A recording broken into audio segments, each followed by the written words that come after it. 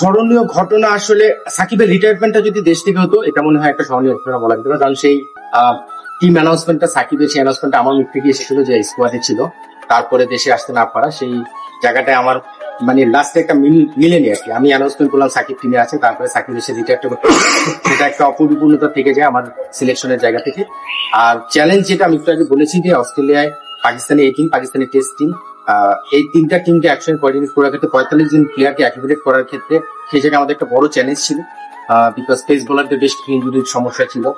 সেই 45 জনকে কোন ফরম্যাটে কিভাবে অস্ট্রেলিয়া থাকবে, সেখান থেকে এসে পাকিস্তানে যাবে, পাকিস্তান থেকে টেস্ট টিমে যাবে, এই কোঅর্ডিনেশনটা কমিউনিকেশনটা করাটা খুব চ্যালেঞ্জ ছিল।